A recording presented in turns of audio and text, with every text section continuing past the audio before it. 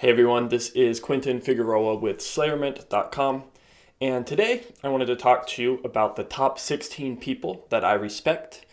And now I did an article about this back in 2007, and then I also did one back in 2011. And I think it's kind of nice every once in a while to hear about the people that might influence somebody, the people that they're into, that they listen to, that they get information from. And so, yeah, I wanted to go through and do a video like that today and see kind of how my views have changed since 2007 and 2011 and kind of see where I'm at today and kind of the people I listen to, the people I respect, and that type of thing. So let's take a look at that and go into that. So this is a top 16 list. So at number 16, we have Henrik Palmgren. And now he is a Swedish guy from Sweden, and he is the host of Red Ice Radio, Red Ice TV. I've been following him for quite a while, and he's a very sharp guy. Back in the day when I used to listen to him a lot more, back in like 2007-ish, he would cover a lot of kind of more esoteric topics, ancient history, secret societies, this type of stuff. And he would get really deep. He would talk about really deep stuff, and he had some really awesome guests on his show. He's kind of shifted in the past few years, not in a bad way. He's shifted more kind of politically. He talks about kind of European issues, the European culture, and how it is kind of being diminished and sequestered in the world and this type of thing. So he talks about that, and it's very interesting information, and he obviously knows what he's talking about. Very, very sharp dude. So I would highly recommend people check him out. He's really cool. And that's number 16. So number 15, we have Paul Joseph Watson, and perhaps some of you are familiar with him. He's a writer at InfoWars, and he produces some really interesting information. The thing I like about him is that we hear so much kind of like a certain narrative in the media and whatnot, a certain way, like political correctness, and we get kind of this crap on us all the time, like we have to think a certain way or talk a certain way. And, a lot of us kind of get mad about that, and it's kind of frustrating. And it's nice to see somebody like Paul Joseph Watson kind of fight back at it, and hit people back and not be afraid to kind of call people out when they're like just hypocrites or full of crap, because the left is prone to kind of try to control people and tell you what to do, when meanwhile they're doing like the exact same thing and that same type of crap. So it's nice to hear him fighting back and doing that kind of stuff. And he has, he's obviously a really sharp guy. He produces some really good content, and, he's a fun guy to listen to. I'm not super political myself. I mean, I'm into it, but it's not the most important thing to me. But it's still refreshing to hear somebody who shares similar views to me, say it and fight back. And so I appreciate that. So that's number 15 is Paul Joseph Watson. Now coming in at number 14 is Peter Thiel. Now, I think Peter Thiel is probably the best businessman in the world. He is a brilliant guy, super smart. If you're not familiar with who he is, he co-founded PayPal. He has started other companies. He was one of the largest investors in Facebook, made a ton of money in that. He's very, very sharp guy. If you were to go to YouTube and listen to some of the talks he does, he thinks at he's just like a tier above the way most people think. You can just see when he's talking that this guy is thinking at a higher level. He's very, very smart guy. And yeah, he's a great businessman. He's a billionaire. He's done very well for himself, obviously. And what I also like about him is he's different than so the other main guy that came out of PayPal, which I'm sure everyone knows about, is Elon Musk. And now he's different than Elon Musk in the sense that he's not kind of like a sellout, I guess. So Elon Musk, he does state subsidized companies like Tesla, energy stuff. He's tied in heavily with the state, which, whatever. It's not necessarily a bad thing. If the state's there and they want you to do companies to work with them, I get that. That's fine. But because of that, he's got kind of like a skewed political correctness type view. He's even done kind of like annoying tweets where he talks about how it was good that Trump didn't do this Paris deal. Or no, it was bad that Trump didn't do the Paris deal, and this is going to be bad for the world. And it's so petty and stupid to even be talking about this stuff.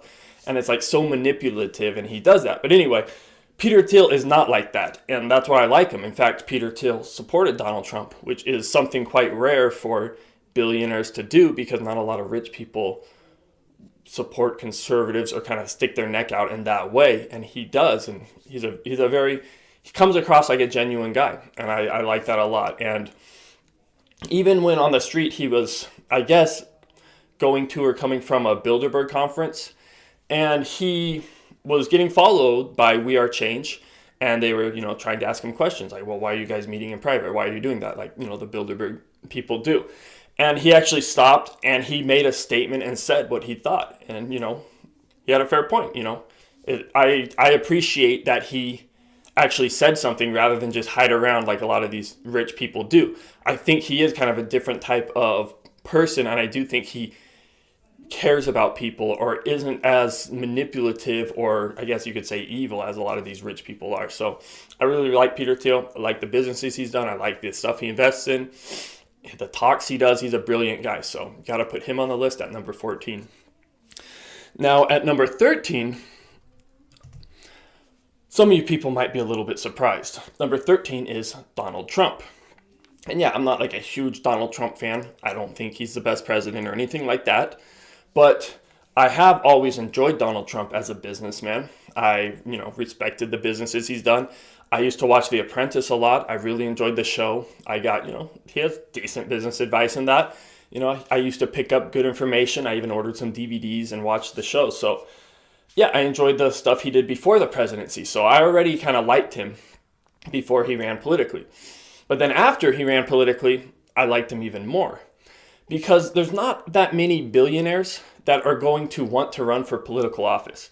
Like most rich people, they pretty much get what they want anyway. They pretty much heavily influence government and can get kind of done what they need to do. They live a pretty good life. Going to presidency for most rich people is like a step down in quality of life. And it's something not a lot of rich people want to do. Like nobody wants to be president if they're rich. It's like, why would I be president? I live way better than that. I get nothing out of it. So in a lot of ways, I think being president or wanting to run for office from Trump's perspective is kind of a selfless act, or it is somewhat of a thing where he's like, you know what, it's not all just about money to me. I want to see if I can help the country somewhat. Because, I know that the country is way different than it was when it was founded. And when we had a lot different way that we did things, when the government wasn't as big, when things weren't as socialized, things like this.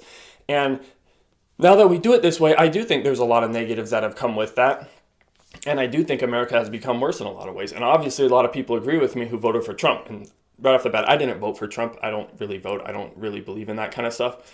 But I'm just saying that the country is way worse than it used to be. It's pretty obvious. So with Donald Trump, at least he, I think, is seeing kind of that it's off track and wants to do something. And I think he also is hitting at something that a lot of people don't realize, which is that America has pretty much been lost a long time ago. I mean, foreign banks control America. Large parts of it are ruled by foreign families. So there's this huge edifice that runs America that has slowly taken over America over the last 100 years. So I think most people know that, even if you look at the Federal Reserve and the income tax. So America, for the most part, is already kind of a lost cause. But the culture is another important piece, and that is something that can still be kind of worked with and talked about. And, if culture changes, it's possible to have, policies, or to at least have political nature of things change. And our culture right now is heavily influenced through the schools, through the media, like the news and whatnot, and through Hollywood and movies and this type of stuff. So our culture kind of is very heavily influenced, and it doesn't take a genius to know that it's influenced by the left, or it's influenced by what you could call cultural Marxism, where we have these kind of leftist views of equality and, people not being able to fail and not wanting to offend people and things like this, which, again, not bad things, but when you're using them in a control way and you're telling people how they need to act and what they need to do, and you're making people weaker and not stronger, then it is bad. And that's what we have. And we have it throughout all the first world for the most part. And, we've seen it more in Europe and whatnot, but now it's coming to America and you're seeing it there. And this is kind of what the Trump presidency is about. And this is what he recognizes, and this is kind of what he's going up against. So when you see him tweeting and attacking the media and being like, oh, that's childlike, it's like, no, that is the purpose of his presidency.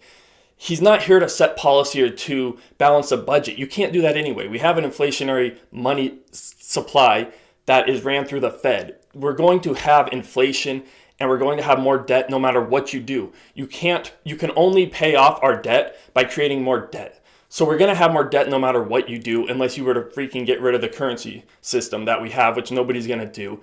So you can't change what's going on. You just can't. It's mathematically not possible. So instead, why not just attack the culture? Why not attack the people that are ruining the culture, that are controlling the way people think, and this type of thing? And that's what he's doing. When he does tweets, and when he does that, he's getting people to think, and he's exposing and talking about the stuff that, has gone unchecked for a long time. And that is kind of the value of what he's doing.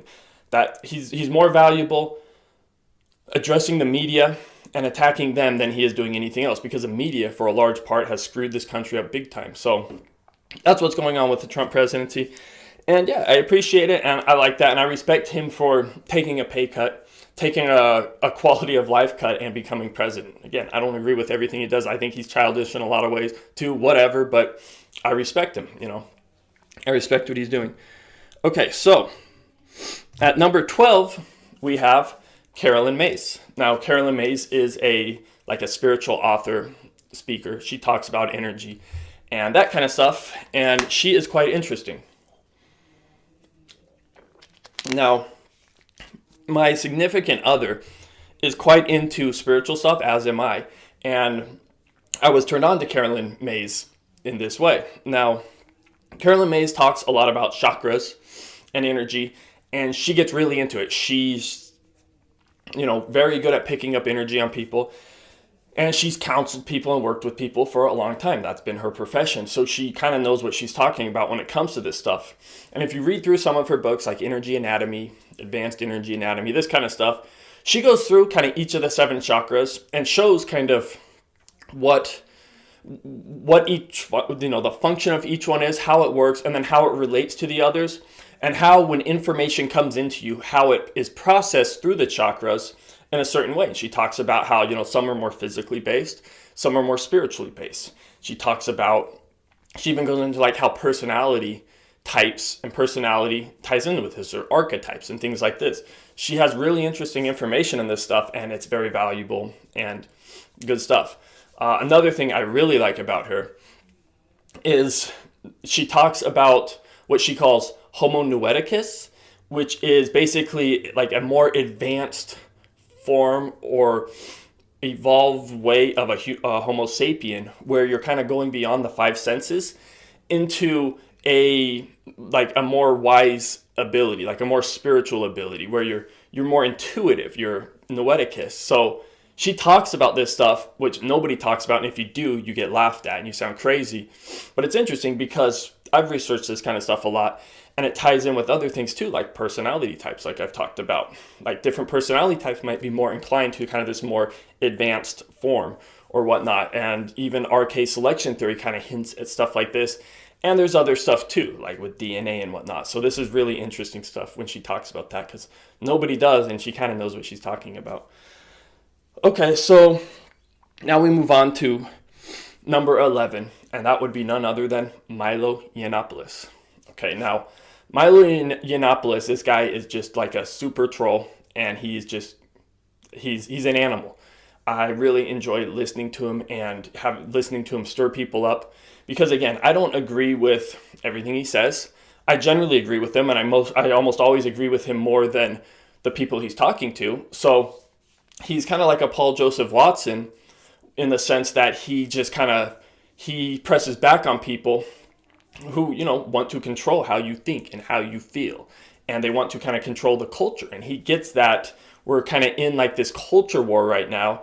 And he presses up against it heavily.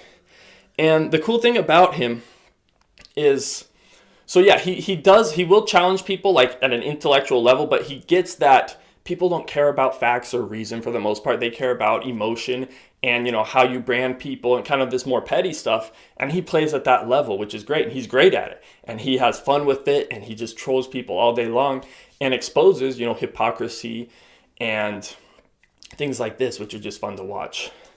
And another important piece of him and why I think he's so successful is because he's gay. He's openly gay and he's openly Jewish. So he's a gay Jew, which traditionally is not going to be a conservative type guy. You'd think that, okay, this guy's going to be hardcore liberal and whatnot, but he's not. He's like hardcore conservative. And so it's hard to place him in a box or to call him like a gay hater or like a white supremacist or any. You can't call him these labels that you normally do. So it works to his advantage, and he just totally exploits it, and it's awesome. So he's a really fun guy to watch, and I enjoy him. And his book Dangerous, pretty good book. You know, he talked about his beliefs and this type of stuff and why he does what he does, and it all makes sense. He's a big, his main thing is free speech. He's a big supporter of free speech. He doesn't care about who it might offend or what the ramifications of it are. He cares about free speech and having the ability to speak freely, which that's a First Amendment to America. It's a big deal, and I agree with him. So Milo is number 11. At number 10, we have Jordan Peterson. Now, Jordan Peterson, I'm more new to. I've come across his information like the last 6 months or so, and I have to say this guy is really fascinating person. So what I like about Jordan Peterson, he's a psychologist. So his training and his education is already in kind of a different area than a lot of people. Psychology, I respect that greatly because it's kind of more of an intuitive or a feeling or an emotional type study. So this guy is more of a feeling type person. So most of the people I listen to are very like rational, into facts and data and that kind of stuff. It's kind of like a male thing in general. But now Peterson, he's a guy, but he takes kind of more the feminine type route in education and thinking, and it's very refreshing and nice because he goes kind of more with emotional stuff, intuitive stuff, and he's not so rash like a more rational person is. He comes across kind of more feminine in the way he talks and the topics he talks about and the way he approaches it and explains it. And it's the type of thing that doesn't put a lot of women off or a lot of people off that are more that way. He speaks kind of more their language, and I like that a lot. I enjoy it, and at the same time, he still talks about heavy subjects. Like he'll still talk about differences in intelligence between races, and that's like something nobody wants to talk about, but he'll still talk about it. And he comes at it from a psychological angle, so he knows like the psychology, and he talks about like how the difference in intelligence between races and the differences in IQ and the way people think. It's like one of the biggest trends that you can see when it comes to psychology. And if you want to throw that out, you have to throw pretty much the entire field of psychology out. It's really interesting stuff. He's obviously knows what he's talking about, smart guy. And I would recommend checking Jordan Peterson out. He's a very interesting and enlightening guy. Okay, now at number 9, we have one of my old-time favorites. None other than Mr. Jordan Maxwell. Now, Jordan Maxwell, I've been listening to for a long time. When I first started researching topics like Atlantis and, just spiritual type stuff and ancient history and whatnot, I started researching this on Google Video and YouTube like in 2006 or so, right when it was coming out.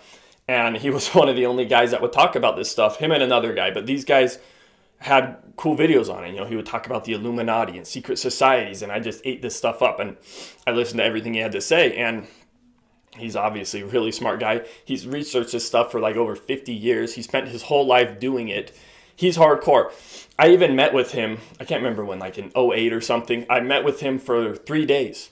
And I hung out with him, and I talked to him, and I, went back and forth talking about him, seeing how he lives, and he's a real deal. That's all I can say. He's a real deal. And he is awesome, and he really, I think more than anyone, he kind of gets what is going on in the world and who's running it and what the ramifications are and this type of stuff. So he really knows his stuff, and he's fun to listen to. These days, a lot of people talk about what he talks about now, and a lot of the stuff he talks about is just kind of like a rerun of things he's already said before. But every once in a while, he'll drop a nugget of information in there that you've never heard, and you'll be like, wow, that's interesting. I'm going to have to go research that now. I'm going to have to think about that a little bit. So he's got a really unique perspective, and he's a very smart guy. So number 9, Jordan Maxwell. Okay, moving on to number 8, we have none other than Michael Tessarian. Now, Michael Tessarian, in a lot of ways, similar to Jordan Maxwell. I came across him in a similar way. In fact, I came across Jordan Maxwell from Michael Tessarian. Tessarian mentioned how Maxwell was one of his mentors. But anyway, Michael Tessarian talks about similar stuff, has a little bit different of an angle on it, but very, very fascinating researcher and writer. One of the best books I've read on ancient history is called The Irish Origins of Civilization, that Michael Tessarian wrote. It's very big. It has tons of quotes and information talking about this stuff. He's gone through tons of books from lots of different authors and kind of compiled it into like a general thesis that makes a lot of sense and that is really interesting to look into. So I highly recommend the work of Michael Tessarian, and he's an awesome guy and very, very well-read, and he really knows what he's talking about when it comes to ancient history, when it comes to spirituality and these types of topics. And the interesting thing about him now is I kind of think he kind of got burned out of this stuff a little bit, as a lot of people do. He spent like a long time researching stuff. I think he kind of figured out what's going on, kind of got it. And like a lot of people, I think he's become more spiritual now. He focuses a lot more on psychological topics, more spiritual topics. And he kind of ties it in with ancient history and stuff, and how like these ancient motifs and whatnot are metaphors that might talk about kind of a more intellectual or more spiritual or more psychological concept, and how it kind of ties in. And he talks about this stuff, and he's, really into these topics. And I mean, what better topics are there than like spiritual self-help and kind of learning why you do the things you do and your psyche and understanding these things and kind of this battle between light and darkness. He gets into all that in very, very good clarity and understanding, and it's awesome. And he's kind of shifted more into that. Not that he wasn't in that before, but now that's kind of more what he talks about, and it's awesome. I love that kind of stuff, and it's great to hear from a guy as smart and well-read as he is. So that is number 8. So let's move on to number 7. Now at number 7, we have Mr. Tom Woods. Now, Tom Woods, I like Tom Woods a lot because he is an anarcho-capitalist, which is pretty much what I would call myself. And if you don't know what that is, it's basically, so if you've heard of like a libertarian or somebody who's kind of into small government, well, an anarcho-capitalist takes it one step further and says, okay, screw small government, let's have no government. Let's do it all in the private market. Let's do it all, locally and without government and with markets and this kind of stuff, right? But still have capitalism. So it's not like a socialistic thing, or not like anarchy in like the socialist way. It's anarchy with capitalism doing everything. We still have law, we still have police, we still have military, but it's done privately in a competitive market. So that's anarcho-capitalism. And that is his philosophy. It's pretty much my philosophy. So it's great to hear somebody talk about that. He has a podcast that he does every day, and he goes into these topics in detail. Like, so you might come across anarcho-capitalism and be like, okay, yeah, but how are you going to freaking do law? So he'll have a guest on. He will talk about how you're going to do law in a free society and how it works. You listen to it and you're like, okay, yeah, that kind of makes sense. That kind of answers a lot of the questions I have. So he covers these very kind of more, not high level, but topics we don't normally think about or address in the context of a free market outside of, state control. And it's very valuable stuff. He has great guests. He knows what he's talking about. And if you're into kind of this type of thing like I am, his is like essential listening, because he goes through it all. He has perfect guests on that talk about this stuff. Another thing I like about him a lot is he's a Christian. And he has a family, and from what it sounds like, he has like a pretty awesome family. Sounds like he's a great dad, just an all-around good guy with, virtue and integrity, and like I really respect that about him. And he just seems like a very genuine, high-quality guy. So props to him. Really, really like Tom Woods, and really happy that I found out about him and that I listened to him and that I, learned from him. He's a very awesome guy, very cool guy. Okay, so that's number 7, Tom Woods. Okay, so number 6 is Esther and Jerry Hicks. Now, if you're not familiar, Esther and Jerry Hicks have written a lot of books. They're called like the Abraham books, and they basically co-authored these books, so I included them both together. You have Esther, who channels information in, and then Jerry, who records it down and, writes the books. So these are spiritual books. And if you don't know, I like spiritual information. Spiritual topics are my favorite topics. So I enjoy these books greatly, and I've looked into a lot of spiritual topics and, done a lot of research on this stuff. And from what I've seen, these are kind of like the highest level, like most accurate stuff I've come across. So I really, really enjoy these books, and I enjoy kind of this information. And now, so the main theme that these books kind of talk about is how we create our own reality, right? And it's interesting because this is a common theme throughout kind of spiritual type information.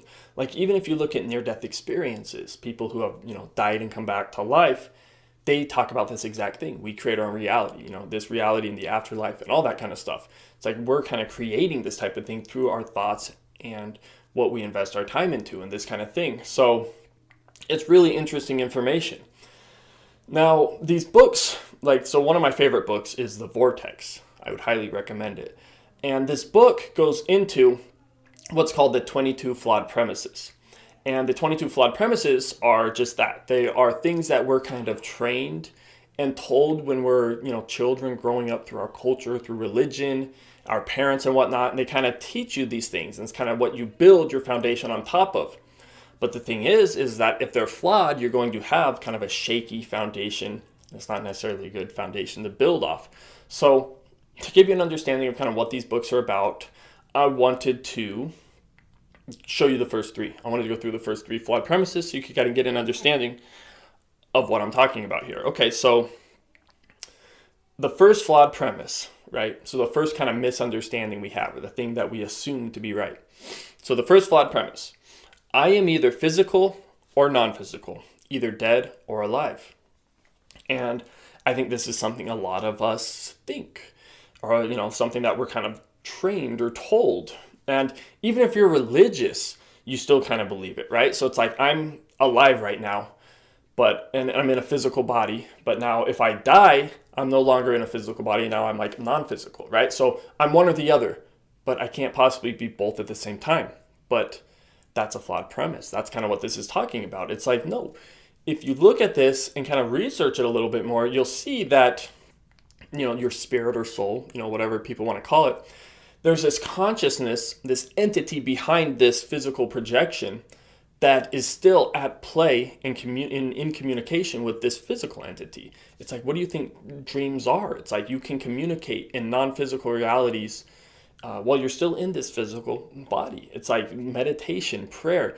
You can do things and you can access information from non-physical places, and you don't have to only be this physical thing in this life. It's like you're multiple things already, whether you know it or not. Okay, so that's what it's talking about. And so number 2, my parents, because they were here long before I was born, and because they are my parents, know better than I do what is right or wrong for me.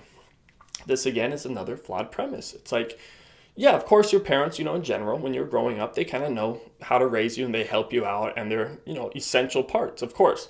But the part that we kind of forget in the flawed premise is that each person, including children, are their own individual entities. You are on your own spiritual journey. You are creating your own reality, your own experiences, and you are choosing how you want to live your own life. You're living your own life independent of anyone else.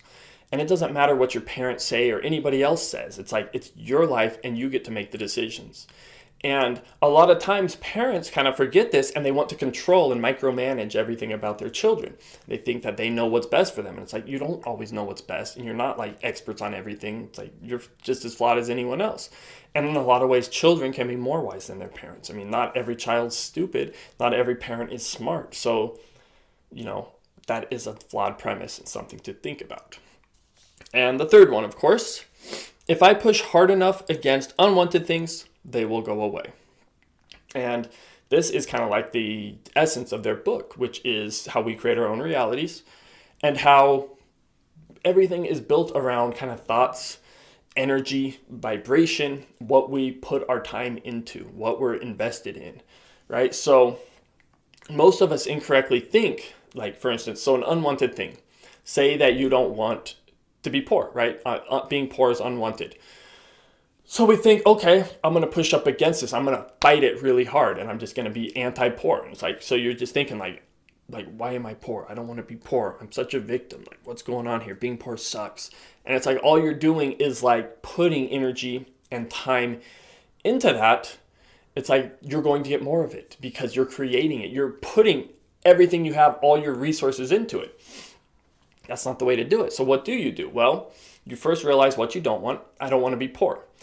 And then from that, you can determine better what you do want. I want to be rich, or at least I want to not depend on money. I want to be able to live my life not worrying about money all the time. Okay, so now you know what you do want. You put your energy on what you do want. Because the universe doesn't determine whether something is good or bad. It doesn't say like, oh, this thing's bad, so I'm not going to give it to this person. It doesn't do that. It says, this is energy. This thing they're putting time and energy on, I'm going to work towards that. It doesn't care whether it's good or bad. It's like, that's up to you to determine. So whatever you put your time and energy on is what is going to grow. It's going to create kind of this vortex, and it's going to accumulate more and more of it. So if you're thinking of being poor all the time, you're going to get more of it. You're going to have poor friends. You're going to have a poor reality. You're going to be a victim. You're going to be sad. It's like you're going to create this kind of crippling, limiting view. But if you're thinking like of wealth or abundance, or you're thinking of things you can create, things you can enjoy, things you can do, and you're not held up by these limiting thoughts, you're going to build a life and a reality along those lines. That's kind of how this works. And so that's why that, is a flawed premise. So that's the kind of information this talks about, and it's very valuable stuff. And I think if people were to check this out, it would help them immensely. Okay, so at number 5, we have Alex Jones. Now, Alex Jones, this guy's just an animal, right? So he is the creator of InfoWars, which if you don't know, it's an alternative news organization, and he provides a lot of content. And now when I think of like a true American, I think of Alex Jones. This guy's like 100% American. Like he has courage, right? He's not afraid to speak his mind. He tries to do the right thing. He's just, to me, he embraces and he represents kind of the whole basis of what America was founded on, the whole like founding revolution of freedom and free thought and individualism and hard work. This is Alex Jones, and this is kind of what I see him as, and this is what he's all about, which is awesome because I myself obviously am really into like what America was founded on too, and I'm kind of a hardcore American, even though I'm not like in the government or what it's become as much. Like I get the founding principle and I get kind of the good parts about it, so I appreciate that, and that is what he's about. Now he created this news organization, InfoWars, and he's done a lot of great things with it, and it's interesting. Like I used to listen to him a lot. I don't tune into him that much anymore, and it's not because I disagree with him. It's because his information is like lower level. And he talks about this. He says how his information is kind of like entry level, and his goal is to wake people up. He wants to kind of hit a broad range of people and kind of hit them with things they don't normally think about, or kind of make them question or see kind of there's more to what's going on than what they're led to believe. And that's kind of his mission, is to wake people up. And then from there, they might go in different directions. But he wants to kind of like get people to snap out of this like kind of fake or this like managed world that they live in. And I respect that greatly. And I think his mission is like immensely valuable. It's like you're way better off helping 1 million people, 2 million people, 10 million people at like a low level than, being like some intellectual, like helping like, 50 people or something. It's like, yeah, I get that he's helping a ton of people, and I respect that and support that greatly. And that's why he's number 5. He's an awesome guy. So Alex Jones, you make George Washington and Thomas Jefferson quite proud, and that is awesome. So number 5, Alex Jones. Okay, number 4 is Robert Kiyosaki. Now, if you don't know who Robert Kiyosaki is, he is the author of the book Rich Dad, Poor Dad, as well as a number of other financial, business books. Now, I came across Rich Dad or Kiyosaki like 20 years ago or so when he first wrote his book. I think my brother was in like middle school or something. He came to me.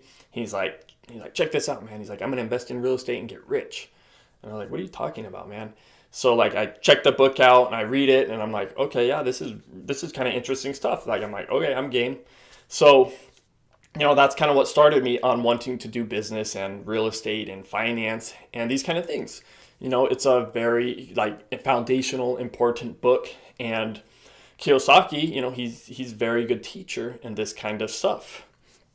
And now the cool thing I like about him a lot is I think most people, when they talk about business or things like this, they're talking about kind of like what you learn about in college, or like this kind of like book, like this rote business kind of information. Like they'll be like, okay, well, if you want to do business, you need to go to business school and you need to like get a PhD and you need to kind of do this stuff and follow these rules. And it's like, that's like anti-business. That's not what you do in business. And Kiyosaki kind of talks about that. And he says like, if you want to do business, you just freaking get out there and start working.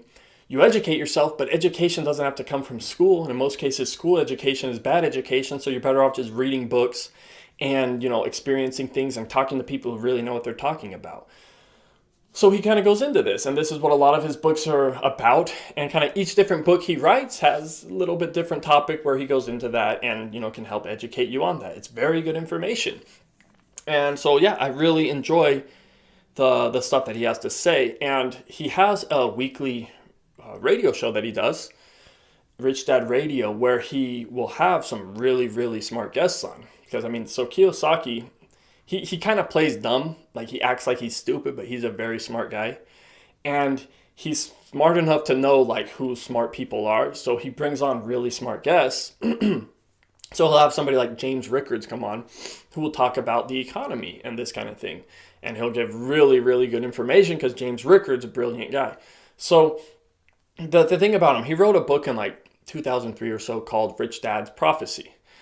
And this is a prophecy about how the financial markets, the stock market and whatnot, are going to collapse in the next 20 years or so. And now, a little bit later, almost 20 years later, we're kind of on the precipice of that. And I think most people who kind of study economics and finance and this kind of stuff know this, and we kind of see it coming. And he has guests on and he talks about it, and we kind of can see kind of as this stuff happens, what changes are happening in the economy and see what's going on. And it's just very helpful, insightful information.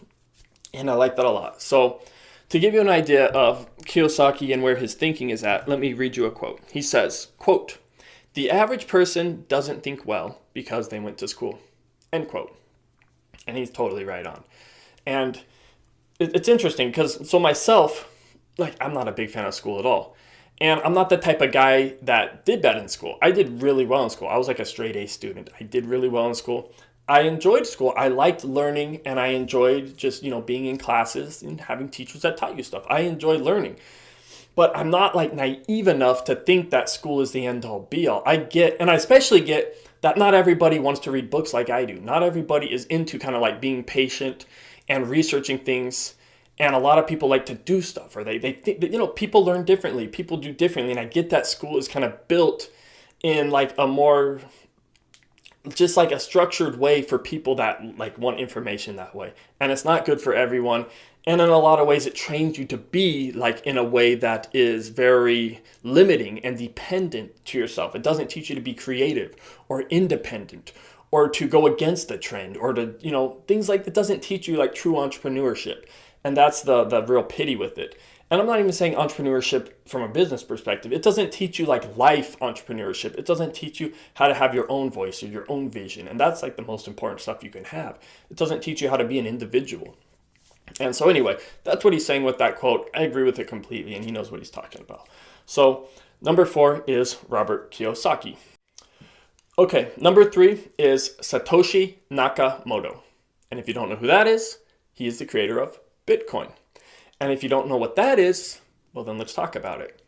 So in 2009, Satoshi Nakamoto, not his real name, he's an anonymous person, nobody knows who he really is, he created Bitcoin.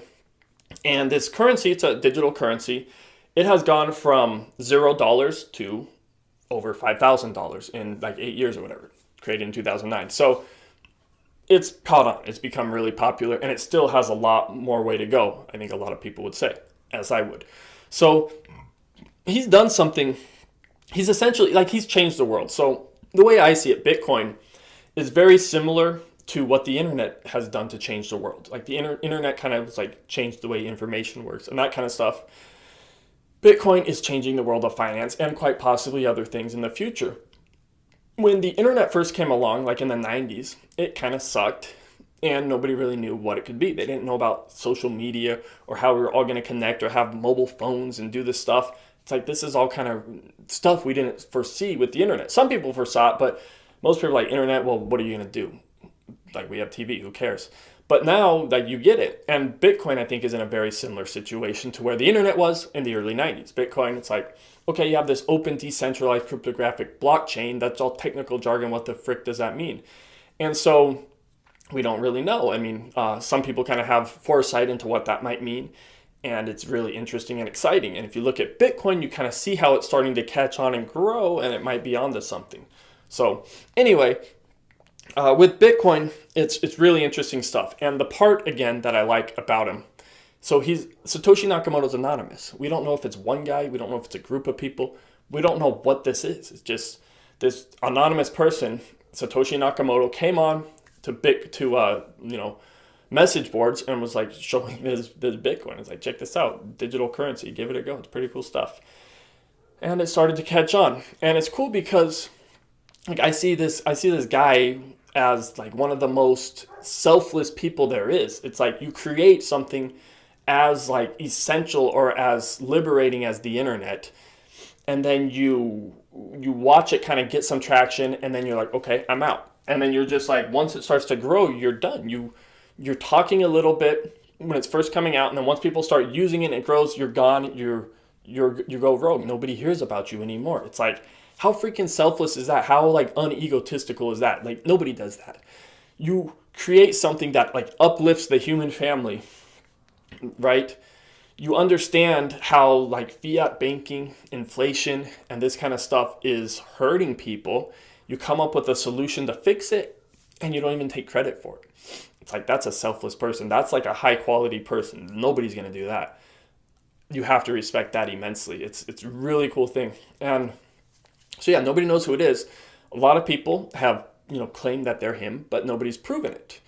And how do you prove it, you would ask? Like, how would you prove it at this point? Well, you can. Here's how you do it. So there's 21 million Bitcoin that will be in existence. The first million Bitcoin were created by Satoshi Nakamoto, right? So he controls like approximately like 1 million Bitcoin. So if at any time he were to come out and say like, I'm going to transfer one of these like old original Bitcoins, I'm going to transfer it over here, watch me do this, that would prove that it's him, because nobody controls that but him. And that's a lot of Bitcoin. He has 1 million Bitcoin, which is a lot of money. So this is just a really interesting person. Like, you don't meet people like that, but it's kind of why you have somebody so high quality that would create like something so high quality. It's just interesting stuff. And to get a better understanding of where Satoshi is at, let me read a few quotes from him. Okay, so quote, "The root problem with conventional currency is all the trust that's required to make it work. The central bank must be trusted not to debase the currency, but the history of fiat currencies is full of breaches of that trust. Banks must be trusted to hold our money and transfer it electronically, but they lend it out in waves of credit bubbles with barely a fraction in reserve. We have to trust them with our privacy, trust them not to let identity thieves drain our account." End quote. So he obviously knows a lot about banking. He gets how the fiat banking has trust problems, has inflation problems, has problems with fractional reserve banking and stuff like this. He gets it. He created a solution to it, and it's awesome, and it's slowly starting to kind of go up against the fiat banking system. And it's interesting stuff. One more quote from him, and some might call this business advice. He says, or rather financial advice, he says, quote, "It might make sense to get some in case it catches on." End quote.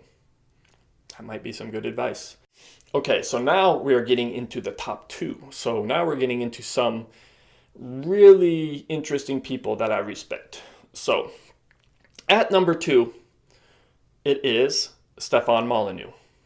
Now, if you're not familiar with him and you're not listening to him, you probably should be, because he covers like some of the most essential information.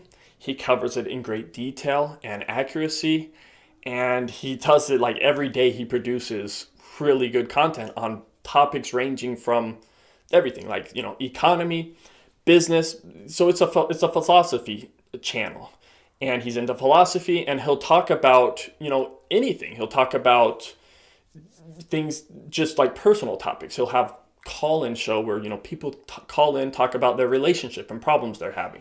He'll talk about that. He'll talk about financial problems, business things. He'll talk about government. He'll talk about important, good topics, religion, spirituality, all this stuff. So it's a fascinating channel.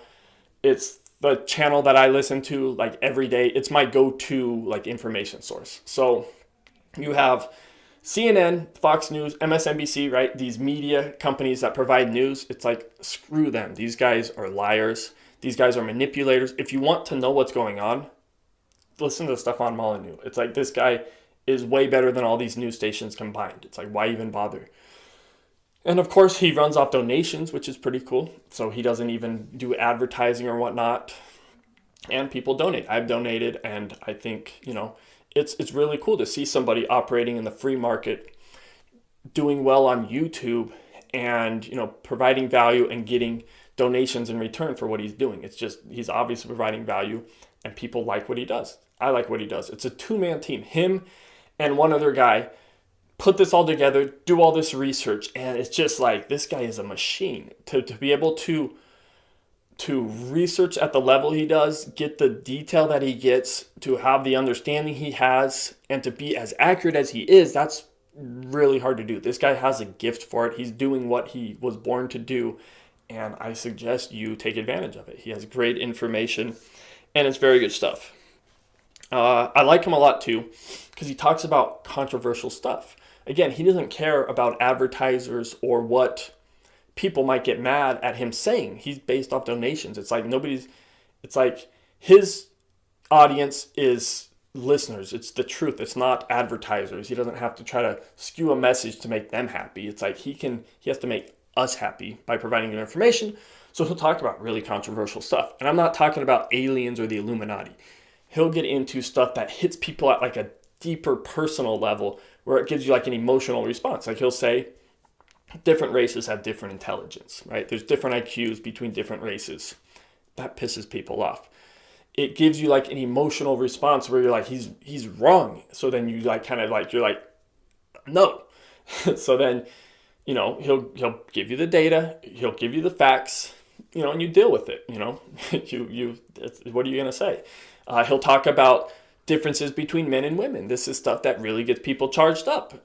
It's essential good information, because men and women are different, and he's not afraid to talk about it. It's like he's not politically correct. He won't shy away from talking about something if it's going to hurt somebody's feelings. And he'll still be like, in the delivery, still be like, soft and kind about it, but he's not going to not say something just because. It's like, he'll say it. It's like, who freaking cares? I'm here to give my listeners the best truth that I can provide, and I'm going to do it. And he does it. So it's really good stuff. Now, he comes from I've listened to him a lot, so I obviously know his background and stuff. He comes from a very bad upbringing, right? And he talks a lot about family and upbringing and how important it is, and I agree. But he came from a very bad one himself, right? What people would call like a victim or things like that. He came from a single mom. She was like really bad. She, she was just like a bad parent. She didn't spend a lot of time with him. She was out with other guys, this kind of thing. And she was also, which is this, I think, is why he's in a lot of ways the way he is. She was like hyper spiritual, like very spiritual, but like one of those annoying spiritual people where hopefully I'm not that way, but like the type of person that's like, oh, everything will just work out. I don't have to do anything. Like, spirituality, like everything's relative, blah, blah, blah. This is all subjective. There's no truth. Like that kind of thing where it's like, your life is like in disarray. You're living really crap. You're not raising your child. You're dating tons of guys that are walking out on you. You don't have a husband. It's like, for your philosophy is probably off a little bit. She was like hyper spiritual in this type of way. And that is why I think when he grew up, it turned him off big time of spirituality. He was raised a Christian, but then he became an atheist. But he also is very materialistic, not in a material, but he's very physical world. He doesn't talk about spiritual stuff. I don't think he believes in spiritual stuff. He's very into this reality and like into the reality that we can perceive through our five senses and that type of thing. And so it's good and bad, I think. It's bad in the sense that he's not spiritual, I don't think. So I think he's missing a piece when he kind of talks about certain subjects. I think he's coming around a little bit because he used to be like hardcore anti-Christian, and now he is actually, he likes Christianity a lot, and he uses terms like soul and spirit, and he kind of talks in Christian terms. So I think he's kind of coming around, but I don't think he fully believes it or gets it. And I think he's just kind of being nice and, going with Christians because he respects them. But anyway, so I think he's, what this did though is since he's not spiritual, he has this hyper-rational view of things. And I think that's a good thing though, because it gives a perspective that only somebody, I think, that went through his upbringing, or at least somebody who has such a bad taste in their mouth from like spirituality and sees all the weaknesses or the like bad parts of it, he can see how he can create like how do I put it?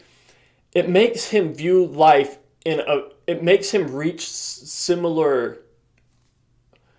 conclusions that a spiritual person would reach, but he reaches them from a non-spiritual way, from a intellectual, technical, physical, rational way, which I find really fascinating and valuable, because when somebody will call in or he'll be talking to a guest or whatever, he'll approach it from a non-spiritual view, which allows you to open yourself up in a rational way that you wouldn't if you just gave the spiritual answer, which is beneficial, because why not have it understanding in multiple ways?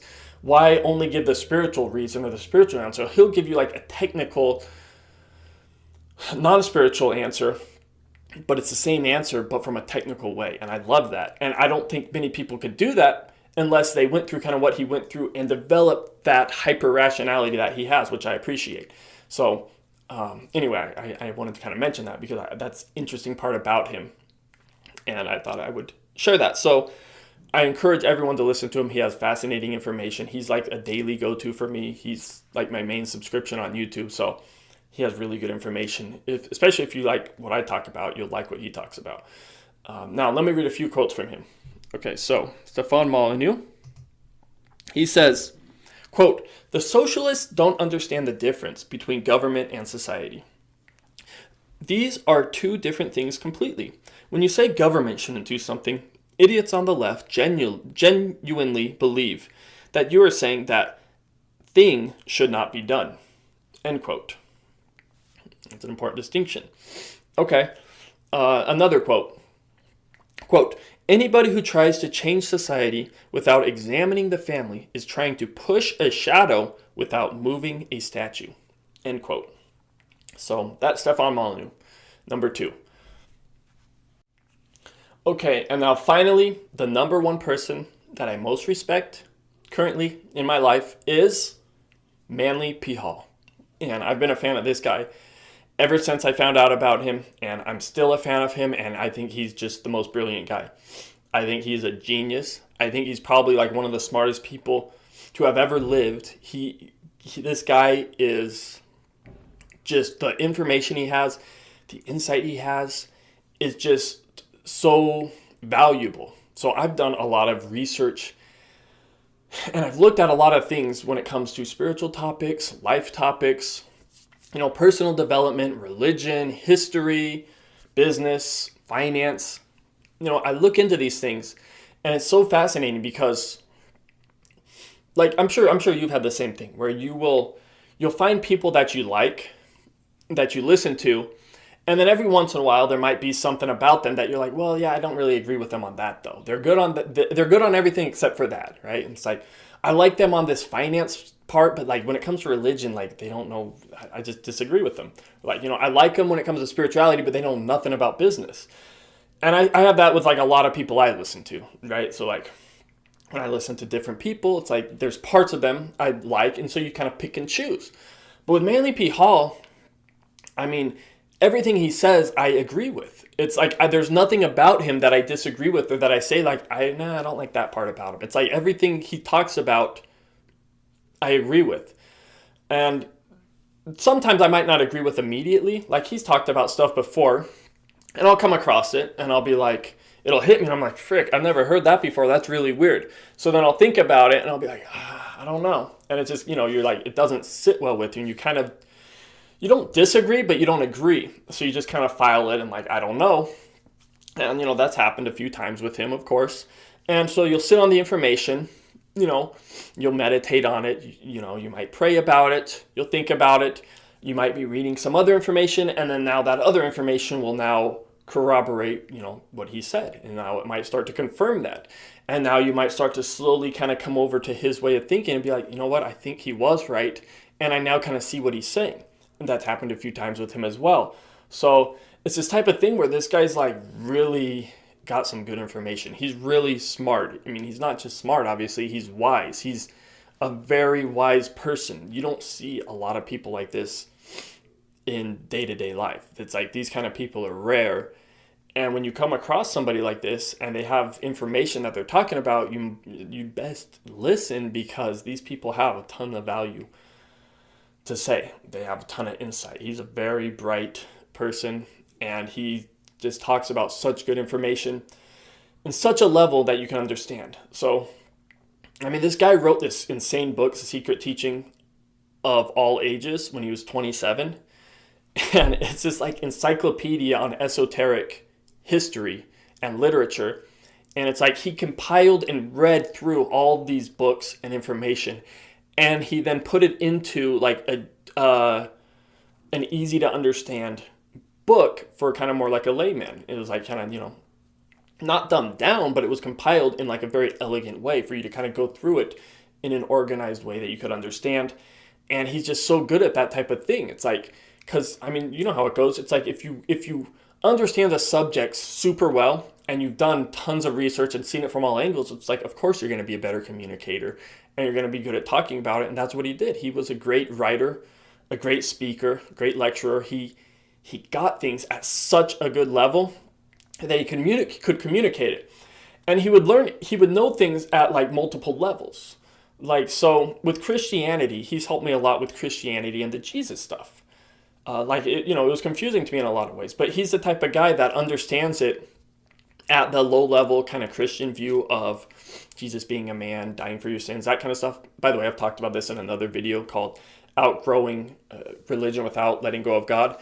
Well, I go into this kind of detail, which I don't want to go into detail here, but he just kind of shows you how you kind of have this like Christian view, and they miss kind of the more bigger picture, metaphoric, personal help message of it.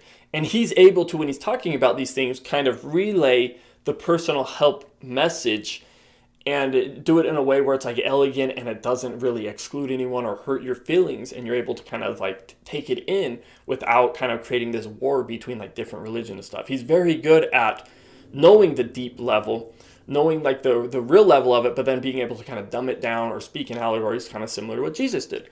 So you have this kind of thing with him, and it's just fascinating to listen to him. If you haven't listened to him before, I highly encourage you, go to YouTube, search for Manly P. Hall, and just listen to him talk a little bit. Give him like 10 minutes or so, and you'll see like this guy is like really gets it at a deep level, and he really explains important things in a way that helps you, in a way that makes you understand and enlightens you. It's like not a lot of people can do that because he gets it at such a good level, right? So it's really interesting stuff.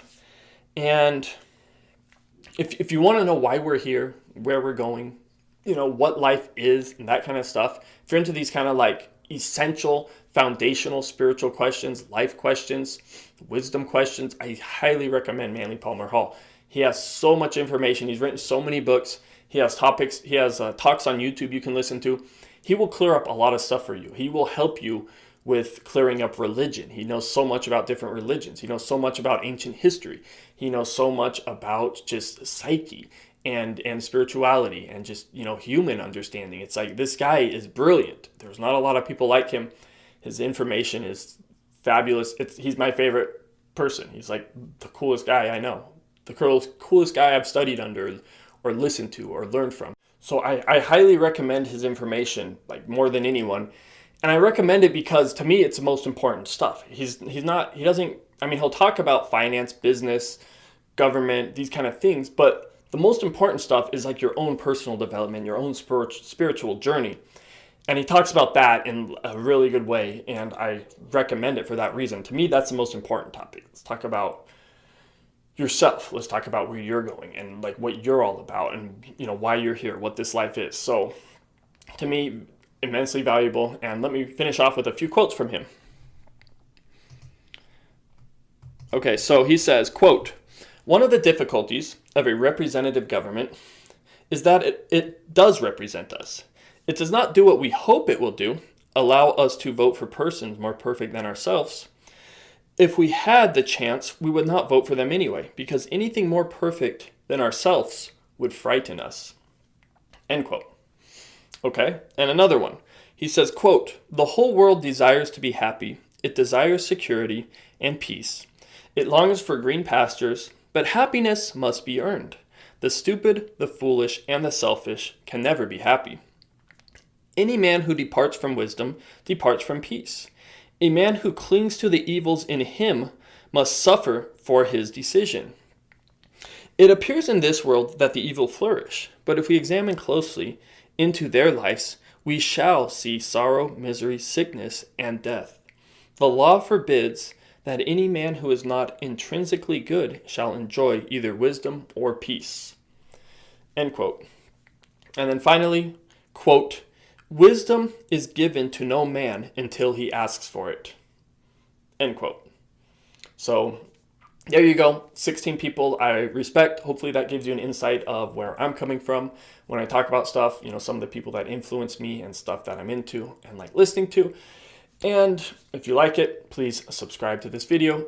Please like it, comment, and whatnot. And I will be back again real soon. So thank you for listening, everyone, and have a great day.